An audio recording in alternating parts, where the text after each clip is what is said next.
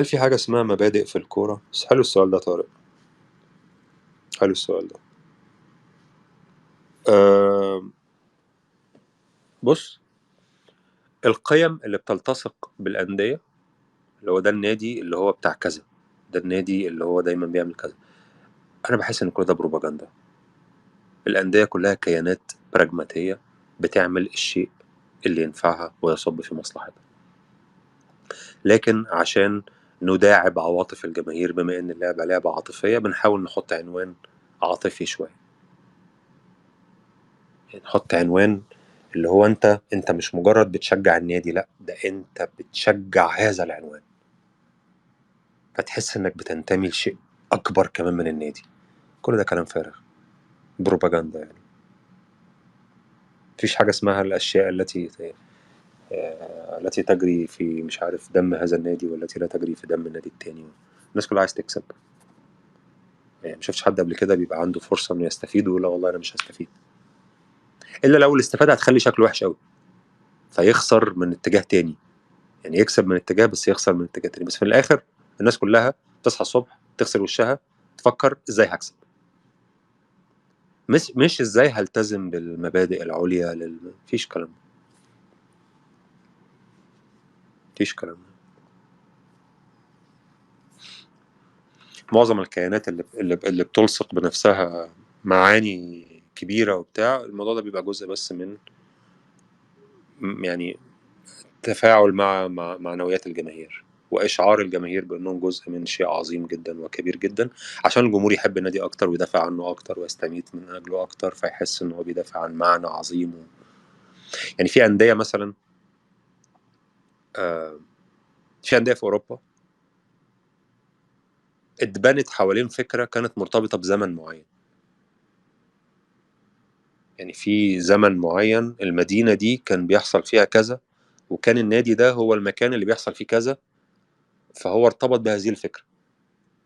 خلاص أنا مثلا النادي اللي كان نادي العمال بتوع مدينة كذا في انجلترا، العمال كانوا لما جم عملوا نادي مش عارف ايه بتاع، فاحنا ده القوى العاملة بقى والمش عارف ايه والهارد وركرز والمش عارف، وانهم عاملين لنا شوية ايه شعارات والناس تحبنا عليها. النهارده الأندية دي كلها براندات عالمية أصلا، بيشجعهم ناس على بعد آلاف الأميال في قارات مختلفة من العالم، ولا يعرفوا المدينة شكلها ايه، ولا يعرفوا العمال دول بيعملوا ايه، ولا يعرفوا أي حاجة عن أي حاجة، بس احنا ايه بنحط الشعار عشان الشعار بيخلي شكلنا أرقى، فالناس تحبنا أكتر، تحس إن هم ماسكن كلوب أكتر من مجرد نادي. برشلونة ليه أكتر من مجرد نادي؟ معرفش، بس هو أكتر من مجرد نادي. هل أنا بس أنا بشجع برشلونة، بس هل أنا بشجع برشلونة عشان هو أكتر من مجرد نادي؟ لا، أنا بحب الكرة اللي بتتلعب. لو حد قال لي إن إحنا أكتر من مجرد نادي وبنلعب كورة زي إيفرتون مثلا ما كنتش شجعته. أكتر من مجرد نادي لنفسك بقى مع نفسك، مش عايز. أنا حبيت برشلونة عشان الكرة اللي بتتلعب. الكرة، شكل الكرة بيتلعب ده أقرب إلى قلبي، حسيت إن أنا ده الشيء اللي أنا عايز أشجعه. جيت انت قلت لي بقى ميسكن كلوب ومش عارف ايه الحاجات دي بالنسبه لي ما بتفرقش قوي يعني، او ما بحسش ان ده موضوع يعني اللي هو خلاص يعني، وهكذا. فمبابي انت هيتقاس زي ما كل حاجه بتتقاس. انا هستفيد لما يجي ولا لا؟ اه هحاول اجيبه، لا هحاول ما اجيبوش. لكن اصل مش عارف المبادئ، لا مفيش مبادئ، مفيش كلام. الكيانات العظمى الكبرى اللي بتاخد قرارات بملايين الملايين وبتاع ما بتفكرش في الاشياء، المبادئ بس، والحاجات دي كده بروباجندا يعني. ايه رأيك في اللي حصل مع مشجع الزمالك في المغرب؟ ما عنديش ادنى فكرة عن اي حاجة ليها علاقة بنهائي افريقيا والله فعلا. يعني انا سمعت حاجات كتير عبارة عن عناوين، مش عارف مشجع في المطار المانيا، مش عارف حد كان جاي من المانيا تقريبا مشجع للزمالك انا يعني ما تابعتش اي حاجة. ماذا لو ان الاكسجين الذي نتنفسه هو مخدر يمنعنا من رؤية العالم الحقيقي، بينما المخدرات هي السبيل الوحيد لرؤية هذا العالم وهذا سبب منعها؟ اللهم صل على النبي. اللهم صل على النبي. طيب هي ماذا لو اللي انت بتقولها دي يا مش كاتب اسمك يا 7، آه كان العلم اثبت يعني عادي مفيش مشاكل يعني انت مفيش اختراع يعني. وبعدين هو انت لما بتاخد مخدرات ما انت بتتنفس اكسجين برضو. ولا انت قصدك ان المخدرات بتخش بتبطل عمل الاكسجين فبتخليك تشوف الحياه على حقيقة طبيعتها؟ طب ما حدش اكتشف الموضوع ده غيرك؟ كان حد اكتشفه. يعني لو انت عايز تبرر المخدرات، يعني بلاش تسحب منك قوي كده يعني. المخدرات مدمره، مدمره مدمره. خلينا امشي على الطريق بتاعك. خليني افترض الافتراض اللي انت قلته، اللي هو افتراض خيالي جدا بس هفترضه برضه معاك، ان في شيء اسمه العالم الحقيقي واحنا مش شايفينه لان احنا بنتنفس اكسجين. وانت لما بتاخد مخدرات بتشوف العالم الحقيقي. طيب اللي بياخد مخدرات حياته بيحصل فيها ايه؟ بتتدمر. طب تحب حياتك تتدمر وتشوف العالم الحقيقي، ولا حياتك ما تتدمرش وتفضل تشرب تتنفس اكسجين وتشوف العالم اللي احنا بنشوفه؟ اختار انت بقى. يعني هل في شيء اسمه العالم الحقيقي موجود؟ هنفترض ان موجود والمخدرات بتخليك تشوف. طب يا سيدي الف مبروك. هل هو يستاهل بقى؟ ما انت هتدمر حياتك. المخدرات بتدمر الحياه، بتدمر حياتك. ده مش حياتك لوحدك. يعني لو انت شخص قلت انا والله زهقان من حياتي انا عايز اعمل فيها اي حاجه، لا، ومش لوحدك.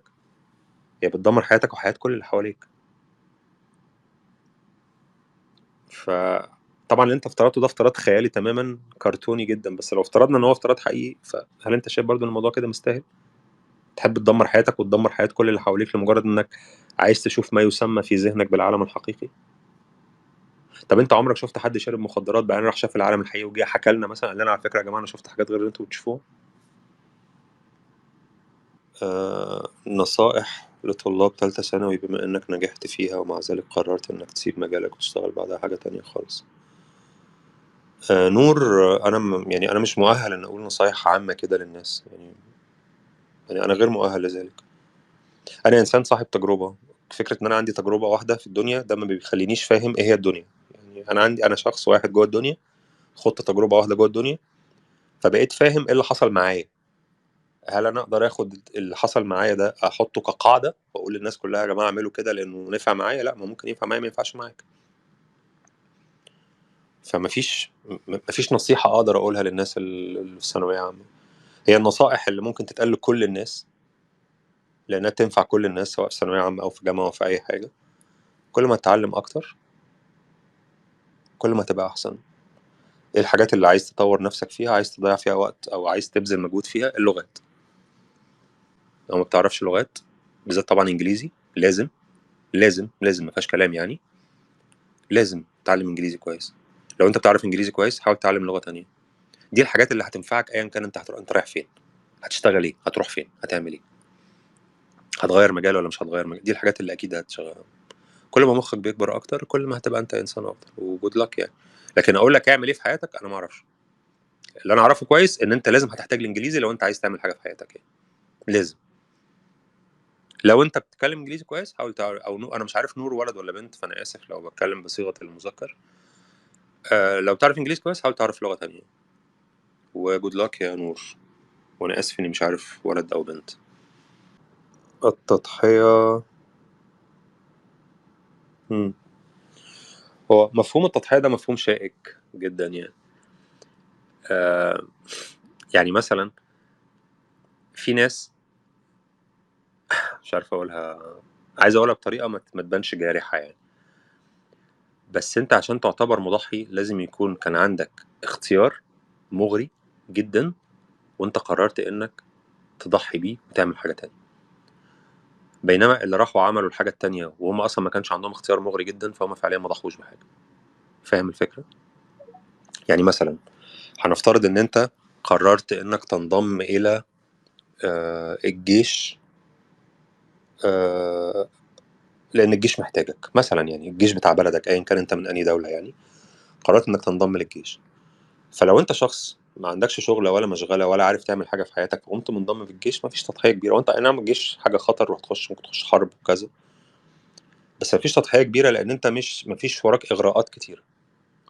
بينما لو انت شخص متحقق جدا وناجح جدا وعندك احلام كتيره وعندك حاجات والامور ميسره معاك وتبدو الاحلام قريبه مش بعيده وتقدر تحققها، وقررت انك تسيبها وتروح للجيش، فلا دي تضحيه كبيره.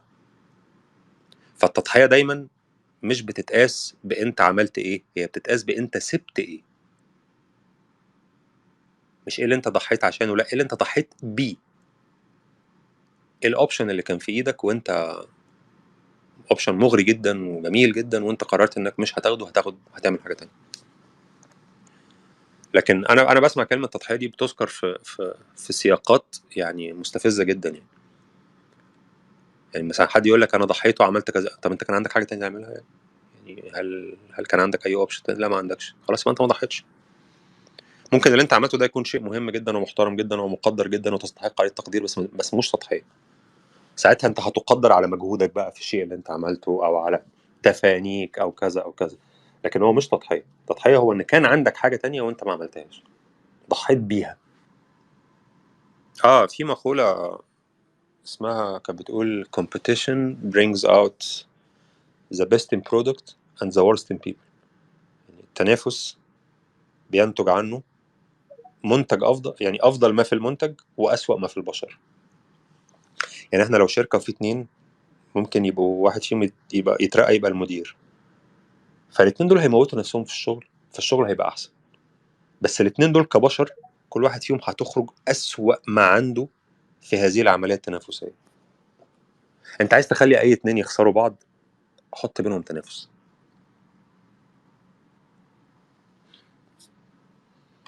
تنافس، هتبتدي بقى كل الصفات البشريه تطلع في الموضوع.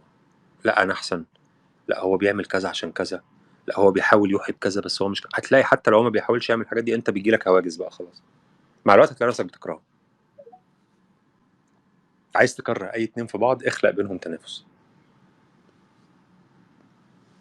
وفي ناس يعني في مديرين كبار جدا بيعملوا حاجه. يعني انا مثلا فاكر في مكان اللي انا كنت بشتغل فيه، فكان اكبر راس في الشركه كانوا بيسموه الكومباني بريزيدنت، لان الشركه كان ليها فروع في كل حته في العالم، فمدير كل فرع كان بيسموه البريزيدنت. فالكومباني بريزيدنت ده كان تحتيه 7 دايركتورز. دايركتور ده اللي هو، بص عشان ما نقعدش نخترع يعني نخش في مسميات ونلخبط الناس، في 7 مديرين كبار وهو اللي فوقيهم، تمام. فهو حب يسيطر عليهم سيطرة كاملة ال7 دول، فعمل ايه؟ قام مخترع 3 مكان فايس بريزيدنت، نائب رئيس. ما كانش في حاجة اسمها كده اصلا فايس بريزيدنت، ما كانش في اصلا في الشركة في الهيراركي بتاع في الهيراركي يعني في السلم الوظيفي، او تقريبا هو السلم الوظيفي، يعني مفيش حاجه اسمها نائب رئيس. هو اخترع هذا المركز وخلاهم يتنافسوا عليه، فسيطر عليهم كلهم،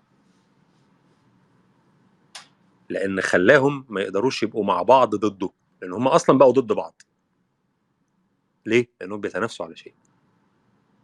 دايما حط الناس في موقف منافسه ضد بعض، هيكرهوا بعض او هيبعدوا عن بعض. مش هيكرهوا بعض، يعني يبعدوا عن بعض. يبعدوا عن بعض، يقربوا مين؟ يقربوا مين؟ يقربوا مني انا بقى. ليه؟ لان انا الشخص اللي هم عايزين يرضوه، عشان هخليه مش بس دايركتور، هخليه فايس بريزيدنت، هخليه نائب رئيس. وعشان كده السياسة في الإدارة، السياسة مهمة زي بالظبط معرفة الشغل، وأحيانا السياسة أهم. يعني ممكن مدير شركة كبيرة ما يبقاش عارف الشركة دي بتنتج إيه أصلا، بس هو فاهم يعني إيه يبقى مدير شركة كبيرة. دي مهارة في حد ذاتها. مدير شركة كبيرة دي مهارة. الشركة دي بتنتج شيبسي، بتنتج شوكولاتة، بتنتج اللي بتنتجه. فكرة إنك تبقى مدير كبير دي مهارة في حد ذاتها يعني. كنت أنا حكيت قبل كده، أنا اشتغلت في هيد أوفيس أو في مقر يعني الرئيسي بتاع شركات، واشتغلت في مصنع. الناس اللي في المصنع دايما شايفين ان في الهيد اوفيس دول ما بيفهموش حاجه، ما بيفهموش حاجه، واحنا اللي عارفين الشغل واحنا اللي فاهمين الشغل والناس اللي في الهيد اوفيس دول فعليا هم مش فاهمين الشغل، بس هم فاهمين شغل تاني، فاهمين سياسه. وفعليا مفيش مكان بيشتغل من غير الاثنين، يعني لازم يبقى فيه الشخص اللي بيفهم سياسه، ولازم يبقى فيه الشخص اللي بيفهم في الشغلانه نفسها. ده من غير ده يفشل، وده من غير ده يفشل. لازم الاثنين مع بعض. ولازم يبقى دايما في بينهم تضارب مصالح، كونفليكت اوف انترست. يعني دايما يعني اوقات كتير تضارب المصالح بينتج عنه شغل افضل. لما تبقى انا بفكر بطريقه وانت بتفكر بطريقه، لان لو احنا الاتنين بنفكر بنفس الطريقه فغالبا هنتواطأ مع بعض. بينما لو انا عايز حاجه وانت عايز حاجه تانية، فاحنا الاتنين بنقعد نشد قدام بعض، فدايما بنطلع منتج افضل. زي هديك مثال تاني عشان انا حاسس ان انا توهت الناس معايا، بس النقطه دي اصلا نقطه مهمه. هنفترض ان انا مدير مشروع، وانت ديزاينر، انت مصمم بتعمل تصميمات، وانا مدير المشروع. فانا هضغط عليك جدا جدا جدا جدا عشان تخلص شغلك النهارده، لان انا عايز الحاجه دي تخلص النهارده، وانت هتضغط عليا جدا جدا جدا ان احنا ناجل الموضوع لبكره عشان تطلع الديزاين بتاعك بافضل شكل ممكن. الخناقه اللي بيننا دي هتخلي الشركه افضل. حرصي على السرعه وان انا ارضي العميل هيفيد الشركه، وحرصك على الجوده اللي بيخليك عايز تاجل تسليم الموضوع عشان تطلعه بافضل شكل هيخلينا برضو كشركه افضل. فاحنا بقينا كشركه افضل. احنا الاثنين خسرنا بعض طبعا واتخانقنا من بعض، او مع الوقت ومع الخبره هنبتدي كل واحد فينا يتفهم موقف التاني، بس الخناقه اللي بيننا دي بتخلي الشركه نفسها افضل. بينما لو انا مدير مشروعات انت قلت لي بكره، قلت لك بكره، بكره مش مشكله. طب خليناها بعده، خلاص بعده يلا مش مشكله. او انت ديزاينر انا ضغطت عليك قلت لك انا عايز النهارده، قمت انت مخلص النهارده حتى لو الجوده بتاعت الشغل بتاعك مش كويس، احنا كشركه خسرنا. بينما احنا كشركه بنكسب لما انت تحارب الحرب بتاعتك وانا حارب الحرب بتاعتي، فانت تطلع باعلى جوده ممكنه وانا اطلع الموضوع في اقصر وقت ممكن. الخناقه اللي بيننا دي مفيده للشركه. انت كتبت تغريده عن الخصخصه. اه انا كنت كاتب تويته بقول فيها انا حاسس ان الناس بتبالغ وبتتسرع في التفاؤل جدا موضوع الخصخصه، والتسرع ده هيؤدي دايما، هي دايما دورة الحياة كده، انت بتبالغ جدا في التفاؤل، فاول ما بتواجه مشكلة واحدة بيجي لك احباط على طول. يعني انت لما بتدخل على موضوع بشكل منطقي كده وهادي وعقلاني بتقدر تشوف الحاجات الإيجابية والحاجات السلبية وتتجاوزها بسهولة وتكمل وتمشي وبتاع. لكن لو انا قلت لك ان انت رايح على الجنة، وبعدين في اول عثرة اول عقبة اول مشكلة هيجي لك احباط على طول. فانا كنت بحذر الناس بس خدوا بالكم يا جماعة، ده موضوع جديد واي موضوع جديد بيقابل مشاكل في الاول، فواحده واحده واحده واحده واحده واحده. بلاش تفاؤل مبالغ، لان انا شفت حاجات غريبه جدا يقول لك وخلاص مش هيبقى فيه كذا ومش هيبقى فيه كذا وكان مشاكل العالم كله هتتحل. غير صحيح، غير صحيح. هيفضل في مشاكل دايما، هيفضل في مشاكل. يعني الهدف دايما هو تقليل المشاكل. كل شيء جديد في العالم بيواجه مشاكل بالذات في الاول. احيانا مشاكل انت متوقعها تحاول تتعامل معاها، واحيانا الموقف نفسه بيخلق مشكله ما جاتش على بالك. فانا شفت الناس بتتعامل مع الموضوع باعتبار ان كل مشاكل الحياه انتهت. لا، ما دي مشاكل الحياه ما انتهتش، هيفضل دايما في مشاكل. زي كده بالظبط، ان انا ضربت نفس المثال ده وانا كاتب التويته، ان انت مثلا تكون فريقك عامل موسم انتقالات قوي وجايب مدرب كويس، فانت بتقول بس ده احنا هننزل الملعب نطير نطير. في اول مباراه مثلا المستوى ما كانش لسه كويس، فهيجي لك احباط. هم دول اللعيبه، هو ده المدرب، هو ده بقى اللي انتوا قاعدين تقولوه لنا، هو ده مش عارف ايه. بينما بس الموضوع كان محتاج وقت. فانا كنت بحذر الناس من فكره يعني واحده واحده واحده واحده واحده واحده بس.